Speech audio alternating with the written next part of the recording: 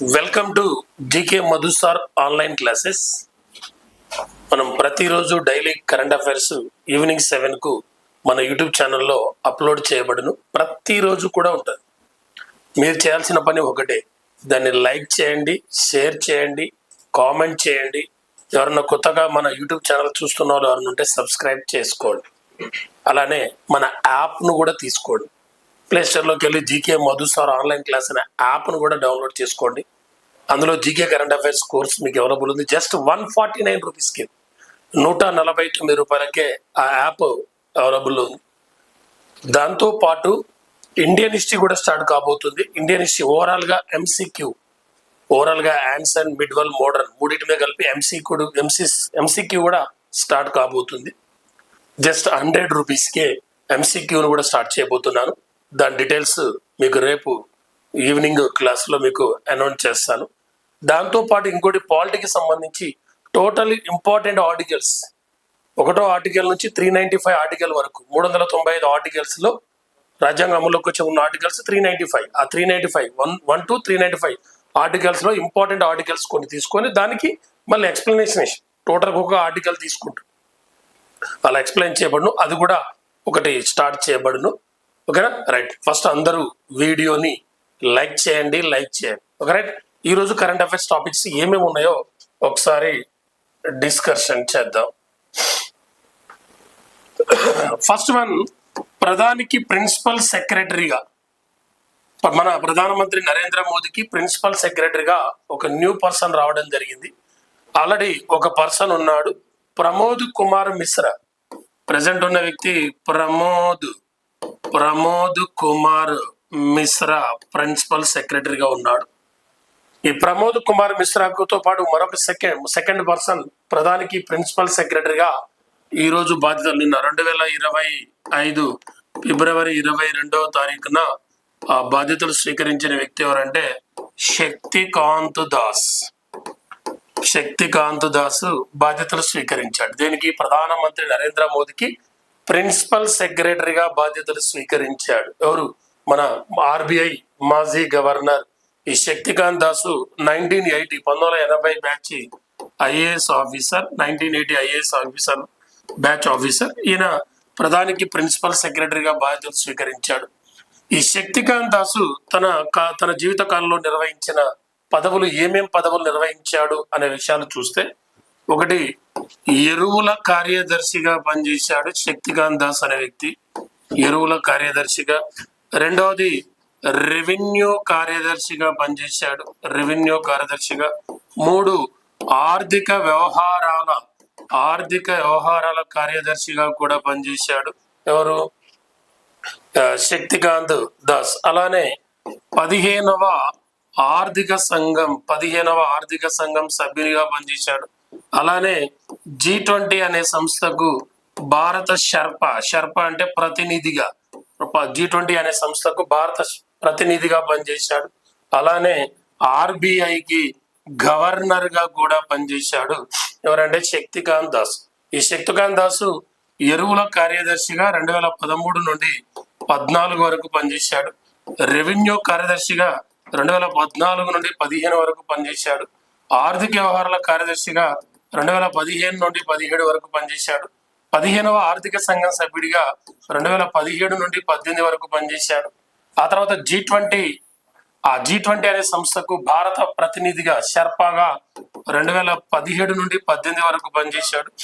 ఆ తర్వాత RBI governor గా 2018 నుండి 2018 నుంచి 2024 డిసెంబర్ 10వ తారీఖు వరకు ఆర్బీఐకి గవర్నర్ గా పనిచేశారు.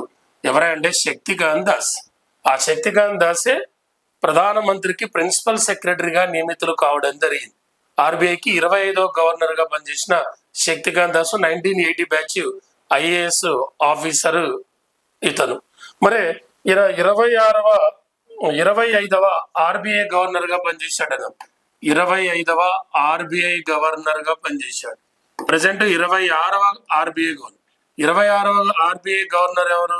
సంజయ్ మల్హోత్రా 26వ ఆర్బీఐ గవర్నర్ గా పనిచేశాడు. 25 అయితే ఎవరు? శక్తికాంత్ దాస్ 25వ ఆర్బీఐ గవర్నర్. 24 అయితే ఎవరు? ఊర్జిత్ పటేల్. ఊర్జిత్ పటేల్ 24వ ఆర్బీఐ గవర్నర్. 23వ ఆర్బీఐ గవర్నర్ అయితే ఎవరు? రఘురామ్ రాజన్ 23వ ఆర్బీఐ గవర్నర్. 22వ ఆర్బీఐ గవర్నర్ అయితే ఎవరు? దువ్వూరి సుబ్బారావు 22వ ఆర్బీఐ గవర్నర్. 21 అయితే ఎవరు? వైవి రెడ్డి. వైవి రెడ్డి అంటే వై వేణుగోపాల్ రెడ్డి. 20 అయితే ఎవరు? భీమల్ జలాని. 19 అయితే ఎవరు? సి రంగరాజన్. 19వ ఆర్బీఐ గవర్నర్. అదే మొదటి ఆర్బీఐ గవర్నర్ ఎవరు? ఓ స్మిత్ మొదటి ఆర్బీఐ గవర్నర్. మొదటి భారతీయ ఆర్బీఐ గవర్నర్ ఎవరు? సిడి దేశ్ముఖ్. ఆర్బీఐ గవర్నర్ గా పనిచేసి ప్రధానమంత్రి అయింది ఎవరు? మన్మోహన్ సింగ్ ఎన్నో ఆర్బీఐ గవర్నర్ గా చేశాడు? 15వ ఆర్బీఐ గవర్నర్ గా 1982 నుండి 85 వరకు మన్మోహన్ సింగ్ 15వ ఆర్బీఐ గవర్నర్ గా పనిచేశాడు. ఆర్బీఐ ఫార్మేషన్ ఎప్పుడు? 1935 ఏప్రిల్ 1. ఆర్బీఐ నేషనలైజ్డ్ ఎప్పుడు? 1949 జనవరి 1. ఆర్బీఐ ఫస్ట్ హెడ్ క్వార్టర్ ఎక్కడ? కల్కత్తా. ప్రెసెంట్ ఎక్కడ? ముంబై. అది షిఫ్ట్ చేసింది ఎప్పుడు? 1937 1937. 1937లోనే ఆర్బీఐ ప్రధాన కార్యాలయాన్ని మార్చారు. 1937లో ఆర్బీఐ ప్రధాన కార్యాలయం ఆర్బీఐ హెడ్ క్వార్టర్ ను కలకత్తా నుండి ముంబైకి షిఫ్ట్ చేశారు. ఈ 1937లోనే స్పెయిన్ అనే కంట్రీ ఆదేశిక సూత్రాలను ఐర్లాండ్ నుండి ఐర్లాండ్ అనే దేశం ఆదేశిక సూత్రాలు, వాటిని నిర్దేశక నియమాలు, వాటిని డైరెక్టర్ ఆఫ్ ప్రిన్సిపల్స్ అంటారు. ఆదేశిక సూత్రాలను ఐర్లాండ్ అనే కంట్రీ స్పెయిన్ నుండి తీసుకుంది ఎప్పుడు అంటే 1937. ఆ 1937లోనే ఆర్బీఐ ప్రధాన కార్యాలయాన్ని కలకత్తా నుండి ముంబైకి మార్చారు. ఆ 1937లోనే ఐఎన్సి మీటింగ్ ఫైజాపూర్ లో జరిగింది. గ్రామీణ ప్రాంతంలో ఒకే ఒకసారి ఐఎన్సి మీటింగ్ జరిగింది. అది ఎప్పుడంటే 1937. ఆ 1937లో ఐఎన్సి మీటింగ్ ఎక్కడ జరిగిందా అంటే ఫైజాపూర్. ఎవరు అధ్యక్షుడు అంటే జవహర్లాల్ నెహ్రూ అనే వ్యక్తి ఐఎన్సికి 3 సార్లు అధ్యక్షత వహించాడు. 1929 Lahore meeting, 1936 Lucknow meeting, 1937 Faizpur meeting. ఆ ఫైజాపూరే గ్రామీణ ప్రాంతాల్లో జరిగింది. ఆ 1937లోనే గ్రామీణ ప్రాంతాల్లో ఐఎన్సి మీటింగ్. ఆ 1937లోనే ఆర్బీఐ ప్రధాన కార్యాలయం మార్చారు.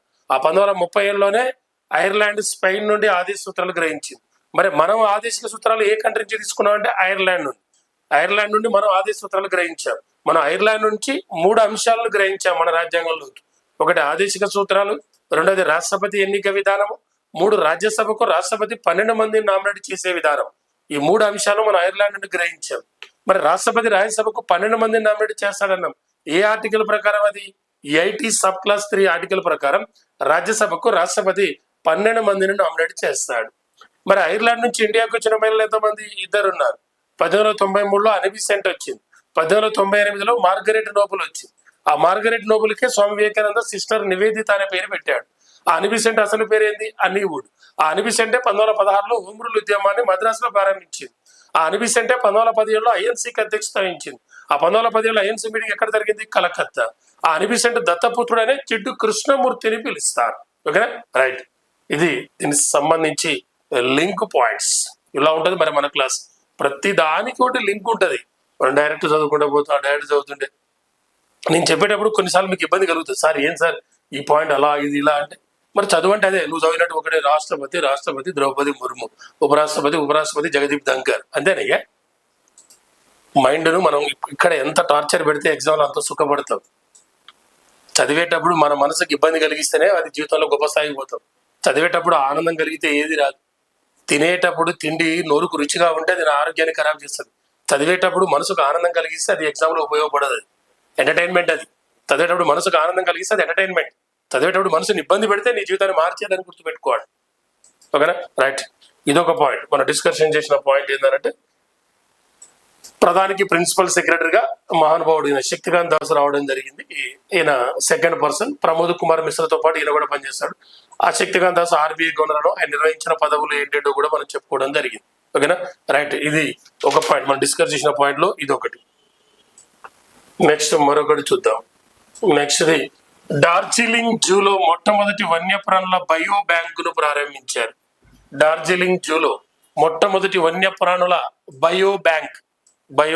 డార్జిలింగ్ అంటే ఇక్కడ వెస్ట్ బెంగాల్లోని డార్జిలింగ్ లో మొట్టమొదటి వన్యప్రాణులకు సంబంధించి బయో బ్యాంకును ప్రారంభించడం జరిగింది. ఇదొక కరెంట్ అఫైర్స్ పాయింట్, వార్తల్లోకి వచ్చిన అంశం.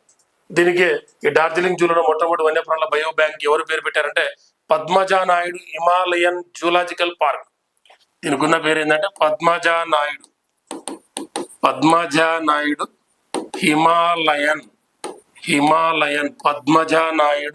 Himalayan zoological park. ఈ జులాజికల్ పార్క్ లోనే భారతదేశంలోనే మొట్టమొదటి వన్యప్రాణుల బయో బ్యాంక్, దేశంలోనే మొట్టమొదటి జూ ఆధారిత బయో బ్యాంక్ ను ప్రారంభించారు. ఎక్కడంటే డార్జిలింగ్. దానికి ఉన్న పేరు Padmaja Naidu Himalayan zoological park. మనందరికీ తెలుసు వన్యప్రాణులను ప్రపంచ వన్యప్రాణుల దినం ఎప్పుడు? ప్రపంచ వన్యప్రాణుల దినం మార్చి 3. అదే వన్యప్రాణుల సంరక్షణ దినం, ప్రపంచ వన్యప్రాణుల సంరక్షణ దినం ఎప్పుడు? December 4. World wild life day అంటే మార్చి 3. World wild life conservation day, వన్యప్రాణి సంరక్షణ దినం అంటే డిసెంబర్ 4. ఈ డిసెంబర్ 4 ఇండియన్ నేవీ డే కూడా. ఈ డిసెంబర్ 4 ఇంటర్నేషనల్ బ్యాంక్స్, అంతర్జాతీయ బ్యాంకుల దినం కూడా డిసెంబర్ 4. డిసెంబర్ 4. మరి ఈ జూకి ఎవరు పేరు పెట్టారు? Padmaja Naidu Himalayan zoo park అన్న. పద్మజా నాయుడు ఎవరు? మన ఇండియాలో 2వ మహిళా గవర్నర్, సెకండ్ ఉమెన్ గవర్నర్. మన ఇండియాలో మొట్టమొదటి ఉమెన్ గవర్నర్ అంటే ఎవరు? సరోజిని నాయుడు యూపీకి గవర్నర్ గా పనిచేసింది. ఈమె యొక్క కూతురు ఎవరు? Padmaja Naidu second women governor in India. Padmaja Naidu West Bengal governor గా పనిచేసింది. West Bengal. Padmaja Naidu. Third one Vijayalakshmi Pandit, ఇండియాలో third women governor Vijayalakshmi Pandit Maharashtra governor గా పనిచేసింది. ఫోర్త్ వన్ శారదా ముఖర్జీ ఉమ్మడి ఆంధ్రప్రదేశ్ కు గవర్నర్ గా పనిచేసింది. ఉమ్మడి ఆంధ్రప్రదేశ్ కు ఫస్ట్ ఉమెన్ గవర్నర్ ఎవరంటే శారదా ముఖర్జీ. ఆ శారదా ముఖర్జీ భారతదేశంలో 4వ మహిళా గవర్నర్. మొదటి మహిళా గవర్నర్ సరోజిని నాయుడు, 2వ మహిళా గవర్నర్ పద్మజా నాయుడు. ఆ పద్మజా నాయుడు పేరునే డార్జిలింగ్ లోని జూకు ఆయన పేరు పెట్టడం జరిగింది. ఆ పేరు ఇటీవల ఆ జూలోనే మొట్టమొదటి బయో బ్యాంకును ప్రారంభించడం జరిగింది. వన్యప్రాణుల బయో బ్యాంకును ప్రారంభించడం జరిగింది. ఓకేనా? ఇదొక పాయింట్. వార్తల్లోకి వచ్చిన అంశాల్లో ఇదొక పాయింట్. సంపన్నులు అధికంగా ఉన్న దేశాల్లో మన ఇండియా థర్డ్ ప్లేస్ లో ఉన్నది. ప్రపంచంలో సంపన్నులు అధికంగా ఉన్న దేశాల్లో ఇండియా థర్డ్ ప్లేస్. ఈ రిపోర్ట్ ను ఎవరు విడుదల చేశారంటే ఫోర్బ్స్ అనే పత్రిక విడుదల చేసింది. ప్రపంచంలో సంపన్నులు అధికంగా ఉన్న దేశాలను ఆ జాబితా ఎవరు విడుదల చేశారంటే ఫోర్బ్స్ అనే పత్రిక విడుదల చేస్తే అందులో మన ఇండియా థర్డ్ ప్లేస్ లో ఉంది. మన ఇండియాలో 200 మంది సంపన్నులు ఉన్నట్లు ప్రకటించడం జరిగింది. 200 మంది బిలియనీర్లు సంపన్నులుగా ఉన్నట్టు. అంటే మన ఇండియాలో బిలియనీర్ల సంఖ్య ఎంత అంటే 200 మంది. ఈ 200 మంది బిలియనీర్ల యొక్క నికర సంపద విలువ ఎంత అంటే $950 బిలియన్. $950 బిలియన్. ఇక్కడ పాయింట్ ఏంటంటే సంపన్నులు అధికంగా ఉన్న దేశాల జాబితాను ఫోర్బ్స్ అనే పత్రిక విడుదల చేసి మన ఇండియా అనేది ఏ ప్లేస్ లో ఉంది? థర్డ్ ప్లేస్ లో ఉంది. ఇండియాలో 200 మంది బిలియనీర్లు ఉన్నట్లు ఆ 200 మంది బిలియనీర్ల యొక్క సంపద $950 బిలియన్ ప్రకటించి మరి మొదటి స్థానంలో ఉన్న దేశం ఏదా అంటే అమెరికా. ఫస్ట్ ప్లేస్ లో ఉన్న దేశం ఏదంటే అమెరికా. ఈ అమెరికాలో 813 మంది బిలియనీర్లు ఉన్నట్లు ప్రకటించింది. 813 మంది. వీళ్ళ యొక్క నికర సంపద విలువ $5.7 ట్రిలియన్ ప్రకటించింది. $5.7 ట్రిలియన్ ప్రకటించింది. ఎవరిది? అమెరికా. మరి మనం third place, America first place. 2వ స్థానంలో ఉన్న దేశం ఏదంటే చైనా. సెకండ్ ప్లేస్ లో ఉన్న కంట్రీ ఏదంటే చైనా. ఈ చైనాలో 406 మంది బిలియనీర్లు ఉంటే వీళ్ళ యొక్క నికర సంపద విలువ $1.3 ట్రిలియన్. $1.3 ట్రిలియన్ వీరి యొక్క నికర సంపద విలువ. మనం third place, America first place, China second place. ఆ తర్వాత మన తర్వాత ఉన్న ఫోర్త్ ప్లేస్ అంటే జర్మనీ ఫోర్త్ ప్లేస్ లో ఉంది. జర్మనీలో 126 మంది బిలియనీర్లు ఉన్నారు. జర్మనీ ఫోర్త్ ప్లేస్ లో ఉంది. 126 మంది బిలియనీర్లు ఉంటే వీరి నికర సంపద విలువ $585, $585 బిలియన్. ఆ తర్వాత 5వ ప్లేస్ లో ఉన్నది రష్యా. 5వ ప్లేస్ లో ఉన్న దేశం ఏంటంటే రష్యా. రష్యాలో బిలియనీర్ల సంఖ్య ఎంత అంటే 120, 120 మంది బిలియనీర్లు ఉన్నారు. వీళ్ళ యొక్క నికర సంపద విలువ $537 బిలియన్, 537, $537 బిలియన్ వీరి యొక్క నికర సంపద విలువ. ఓకేనా, ఇదొక పాయింట్. వార్తల్లోకి వచ్చిన అంశాల్లో ఇదొకటి. మిజోరం, అరుణాచల్ ప్రదేశ్ రాష్ట్రాల యొక్క వ్యవస్థాపక దినోత్సవం. మిజోరం అనేది 1987 ఫిబ్రవరి 20వ తారీఖున ఏర్పడింది. అరుణాచల్ ప్రదేశ్ కూడా 1987 ఫిబ్రవరి 20వ తారీఖున ఏర్పడింది. మిజోరం అనేది ఇండియాలో 23వ రాష్ట్రం, అరుణాచల్ ప్రదేశ్ అనేది 24వ రాష్ట్రం. ఈ రెండు రాష్ట్రాల యొక్క వ్యవస్థాపక దినోత్సవం ఎప్పుడంటే ఫిబ్రవరి 20. ఏ ఇయర్ అంటే 1987. మిజోరం, అరుణాచల్ ప్రదేశ్ ఈ రెండు రాష్ట్రాలు ఏర్పడదు ఎప్పుడంటే 1987 ఫిబ్రవరి 20. ఫిబ్రవరి 20 ఏ రెండు రాష్ట్రాల యొక్క వ్యవస్థాపక దినోత్సవం అంటే ఫార్మేషన్ అంటే మిజోరం, అరుణాచల్. మిజోరం ఎన్నో రాష్ట్రం? 23. అరుణాచల్ ప్రదేశ్ అన్నది 20, మిజోరం 23, అరుణాచల్ ప్రదేశ్ 24. ఆ మిజోరానికి సంబంధించి మనకి పాయింట్, ఎవరు ప్రజెంట్ మిజోరం ముఖ్యమంత్రిగా పనిచేస్తుంది? లాల్దు హోమం అనే వ్యక్తి ప్రజెంట్ మిజోరం ముఖ్యమంత్రిగా పనిచేస్తున్నారు. అదే మిజోరం గవర్నర్ గా పనిచేస్తుంది ఎవరు? వికే సింగ్ అనే వ్యక్తి. రీసెంట్ గా వచ్చాడు మిజోరం గవర్నర్ గా వచ్చిన వ్యక్తి ఎవరంటే వికే సింగ్. ఈ వికే సింగే గతంలో పౌర విమానయాన శాఖ సహాయ మంత్రిగా పనిచేశాడు. గతంలో విదేశాంగ శాఖ సహాయ మంత్రిగా పనిచేశాడు. గతంలో రోడ్డు రవాణా రహదారుల శాఖ సహాయ మంత్రిగా పనిచేశాడు. ఇతనే గతంలో ఇండియన్ ఆర్మీ చీఫ్ గా కూడా పనిచేశాడు. ఇండియన్ ఆర్మీ చీఫ్ గా 2010 నుండి 2012 వరకు VK Singh Indian army chief గా పనిచేశాడు. 23వ ఇండియన్ ఆర్మీ చీఫ్ గా పనిచేశాడు. 23వ ఆర్మీ ఇండియన్ చీఫ్ గా పనిచేసిన వాడు వికే సింగ్. ఆ వికే సింగే ప్రజెంట్ మిజోరం గవర్నర్ గా పనిచేస్తున్నాడు. మిజోరం ముఖ్యమంత్రి లాల్దు హోమం. మిజోరం అసెంబ్లీ స్థానాలు 40 అసెంబ్లీ స్థానాలు. భారతదేశంలో 28 రాష్ట్రాలు ఉంటే ఏదైనా ఒక రాష్ట్ర విధానసభ కనిష్ట స్థానాల సంఖ్య 60 కంటే తక్కువగా ఉండకూడదు. కానీ భారతదేశంలో 3 రాష్ట్రాలకు మినహాయింపు ఇచ్చారు. ఒకటి సిక్కిం అనే రాష్ట్రానికి, రెండవది గోవా అనే రాష్ట్రానికి, మూడోది మిజోరం. ఈ మూడింటికి మినహాయింపు ఇచ్చారు. సిక్కిం అసెంబ్లీ స్థానాలు 30, గోవా 40, మిజోరం కూడా 40 స్థానాలు ఉన్నాయి. ఆ మిజోరం ముఖ్యమంత్రి లాల్దు హోమం. ఆ మిజోరం గవర్నర్ వికే సింగ్. ఆయన 23వ ఇండియన్ ఆర్మీ చీఫ్ గా పనిచేశాడు. మరి ప్రజెంట్ ఇండియన్ ఆర్మీ చీఫ్ ఎవరు? ప్రజెంట్ ఇండియన్ ఆర్మీ చీఫ్ గా పనిచేస్తుంది ఎవరు? ఉపేంద్ర ద్వివేది అనే వ్యక్తి ఇండియన్ ఆర్మీ చీఫ్ గా పనిచేస్తున్నాడు. ఇండియన్ ఆర్మీ వైస్ చీఫ్ గా పనిచేస్తుంది ఎవరు ఇప్పుడు? N S Rajasubramani Indian army vice chief గా పనిచేస్తున్నాడు. అలానే మన ఎయిర్ ఫోర్స్ చీఫ్ ఎవరు? Air force chief Amar Preet Singh. Air force vice chief ఎవరు? ఎస్పీ దార్కర్ అనే వ్యక్తి. నేవీ చీఫ్ ఎవరు పనిచేస్తున్నారు? Dinesh K Tripathi navy chief.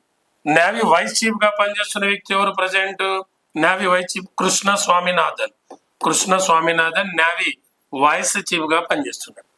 అంటే ఈ రెండు రాష్ట్రాల ఆవిర్భావ దినం ఎప్పుడంటే ఫిబ్రవరి 20. మరి మిజోరం తెలుసుకున్నాం. అదే అరుణాచల్ ప్రదేశ్ అసెంబ్లీ స్థానాలు ఎన్ని? 60 అసెంబ్లీ స్థానాలు ఉన్నాయి. అరుణాచల్ ప్రదేశ్ అసెంబ్లీ స్థానాలు 60. అరుణాచల్ ప్రదేశ్ ముఖ్యమంత్రి ఎవరు? పేమా ఖండు అరుణాచల్ ప్రదేశ్ ముఖ్యమంత్రి. గవర్నర్ ఎవరు? కైవల్య త్రివిక్రమ్ పట్నాయక్ అరుణాచల్ ప్రదేశ్ యొక్క గవర్నర్ అనే వ్యక్తి కైవల్య త్రివిక్రమ్ పట్నాయక్ అరుణాచల్ ప్రదేశ్ గవర్నర్. అరుణాచల్ ప్రదేశ్ లో ప్రజెంట్ ప్రతిపక్ష పార్టీ హోదా కూడా లేదు. భారతదేశంలో 28 రాష్ట్రాలు ఉంటే అందులో ప్రతిపక్ష పార్టీ హోదా లేని రాష్ట్రాలు ప్రజెంట్ 7 ఉన్నాయి. ఆపోజిషన్ పార్టీ హోదా కూడా లేని రాష్ట్రాలు 7 ఉన్నాయి. అందులో ఒకటి అరుణాచల్ ప్రదేశ్ లో ప్రతిపక్ష పార్టీ హోదా లేదు. రెండవది ఆంధ్రప్రదేశ్. మూడవది గుజరాత్. నాలుగవది మణిపూర్. ఐదవది సిక్కిం. ఆరవది నాగాలాండ్. ఏడవది మహారాష్ట్ర. ఈ 7 రాష్ట్రాల్లో కనీసం ప్రతిపక్ష పార్టీ హోదా కూడా లేకుండా ఉన్న రాష్ట్రాలు మన ఇండియాలో 7. అందులో ఒకటి అరుణాచల్ ప్రదేశ్. అరుణాచల్ ప్రదేశ్ యొక్క వ్యవస్థాపక దినోత్సవం ఎప్పుడంటే ఫిబ్రవరి 20వ తారీఖు వ్యవస్థాపక దినోత్సవం. అరుణాచల్ ప్రదేశ్ ఇండియాలో ఎన్నో రాష్ట్రం అన్నాం? 25వ రాష్ట్రం, 24 అన్నాం. మనకు రాష్ట్రాల పునర్విభజన చట్టం ప్రకారం 1956 ప్రకారం ఇండియాలో ఎన్ని రాష్ట్రాలు ఉండే? 14 రాష్ట్రాలు ఉండే. 15వ రాష్ట్రంగా ఏర్పడింది ఏంది మనకు? గుజరాత్. గుజరాత్ 1960లో ఏర్పడింది. 16వ రాష్ట్రంగా ఏర్పడింది ఏదా అంటే నాగాలాండ్. నాగాలాండ్ 1963. 17వ రాష్ట్రం ఏదా అంటే హర్యానా. 17వ రాష్ట్రం హర్యానా. హర్యానా 1966. 18వ రాష్ట్రం ఏదంటే హిమాచల్ ప్రదేశ్. హిమాచల్ ప్రదేశ్ 1971. 19వ రాష్ట్రం ఏదా అంటే మణిపూర్ 1972. 20వ రాష్ట్రం ఏదా అంటే త్రిపుర 1972.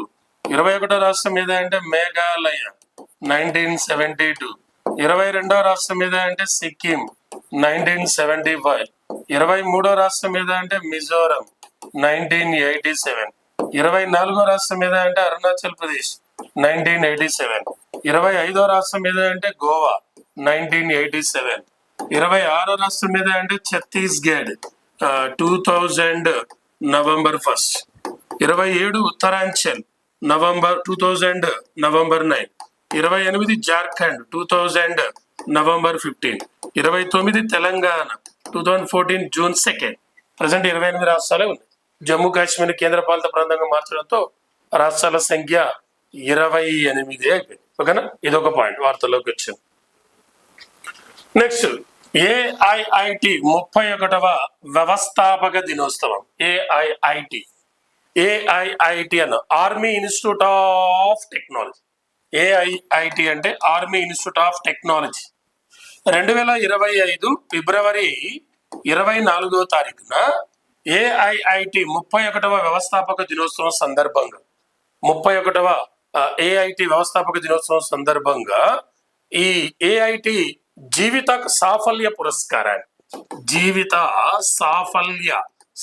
పురస్కారాన్ని మన ఇస్రో మాజీ చైర్మన్ కె శివన్ కు ప్రకటించడం, రేపు ప్రదానం చేస్తారు. ఫిబ్రవరి 24వ తారీఖున కె శివన్ కి దీన్ని ప్రదానం చేయడం జరుగుతుంది. 2025 ఫిబ్రవరి 24న. ఏఐటి అంటే ఆర్మీ ఇన్స్టిట్యూట్ ఆఫ్ టెక్నాలజీ. ఎక్కడుందంటే ఇది ఏఐటి అనేది పూణేలో ఉంది. ఎక్కడుందంటే పూణే. దీన్ని 1994లో ఏర్పాటు చేస్తే ఆ ఏఐటి 31వ వ్యవస్థాపక దినోత్సవం సందర్భంగా ఆ జీవితకాల సాఫల్య పురస్కారాన్ని మన ఇస్రో మాజీ చైర్మన్ అయిన కె శివన్ కు ప్రదానం చేశారు. కె శివన్ అనే వ్యక్తి 9వ ఇస్రో చైర్మన్ గా పనిచేశాడు. 2018 నుంచి 2022 వరకు ఈయన 9వ ఇస్రో చైర్మన్ గా పనిచేశాడు. ఆ తర్వాత 10వ ఇస్రో చైర్మన్ గా వచ్చిన వ్యక్తి ఎవరు? ఎస్ సోమనాథన్. 2022 నుంచి 2024 వరకు, 2022 నుంచి 2025 జనవరి 14 వరకు. ఆ తర్వాత 11వ ఇస్రో చైర్మన్ గా మనకు రీసెంట్ గా వచ్చిన వ్యక్తి వి నారాయణ్ అనే వ్యక్తి కొత్తగా వచ్చాడు ఇస్రో చైర్మన్. 2025 జనవరి 14వ తారీఖున 11వ ఇస్రో చైర్మన్ గా ఆయన బాధ్యతలు స్వీకరించారు. 9 అయితే K Sivan, 10 S Somanath, 11 V Narayan. ISRO మొట్టమొదటి చైర్మన్ ఎవరంటే విక్రమ్ సారాభాయ్. ఇస్రో అంటే Indian space research organisation. ISRO formation ఇప్పుడు 1969 ఆగస్టు 15న ఇస్రోని ఏర్పాటు చేయడం జరిగింది. ఆ ఇస్రో ప్రధాన కార్యాలయం ఎక్కడుందంటే బెంగళూరులో. ఇస్రో మొట్టమొదటి చైర్మన్ ఎవరన్నా? విక్రమ్ సారాభాయ్. ఆ విక్రమ్ సారాభాయ్ స్పేస్ సెంటర్ ఎక్కడుంది? తిరువనంతపురంలో ఉంది. ఆ Vikram Sarabhai space centre present director ఎవరు? ఉన్ని కృష్ణన్ నాయర్. మన ఇండియాలో రాకెట్ లాంచింగ్ కేంద్రం ఎక్కడ? సతీష్ ధావన్ ఇస్రోకి ఎన్నో చైర్మన్ గా పనిచేశాడు? 3వ ఇస్రో చైర్మన్ గా. Satish Dhawan space centre present director ఎవరు? ఆరుముగం రాజారాజన్. మన ఇండియాలో రాకెట్ లాంచింగ్ కేంద్రం ఒకటి Satish Dhawan space centre. Satish Dhawan space centre లో 2 ల్యాండింగ్ ప్యాంచ్లు ఉన్నాయి, 2 ఉన్నాయి అన్నట్టు. ప్రయోగ వేదిక కేంద్రాలు 2 ఉన్నాయి. ఇప్పుడు మన ఇండియాలో కొత్తగా ఒక రాకెట్ లాంచింగ్ కేంద్రాన్ని ఏర్పాటు చేయబోతున్నారు. ఎక్కడ? తమిళనాడులోని తుత్తుకుడి జిల్లాలోని కులశేఖరపట్నం వద్ద ఏర్పాటు చేయబోతున్నారు. అలానే ఆంధ్రప్రదేశ్ లోని కృష్ణా జిల్లా నాగాయలంక వద్ద క్షిపణి పరీక్ష కేంద్రానికి కూడా ఆమోదం తెలిపారు. కృష్ణా జిల్లా నాగాయలంక వద్ద క్షిపణి పరీక్ష కేంద్రానికి కూడా ఆమోదం తెలిపారు ఇటీవల. మనకు కె శివన్ అనే వ్యక్తి వార్తల్లోకి వచ్చాడు. ఆయనకు జీవితకాల సాఫల్య పురస్కారం ఇవ్వబోతున్నారు ఏఐఐటి. ఓకేనా? ఇవి ఈరోజు మనం డిస్కషన్ చేసిన కరెంట్ అఫైర్స్ పాయింట్స్. అందరూ కూడా దయచేసి వీడియోని లైక్ చేయండి, కామెంట్ చేయండి. మన యాప్ను అందరు డౌన్లోడ్ చేసుకోండి. మీకు అన్ని కాంపిటేటివ్ ఎగ్జామ్ ఉపయోగపడే విధంగా ఎగ్జామ్ వరకు మీ మామ మీ బాబాయ్ మీకు తోడుగా ఉంటాడు. ఓకే, జై హింద్.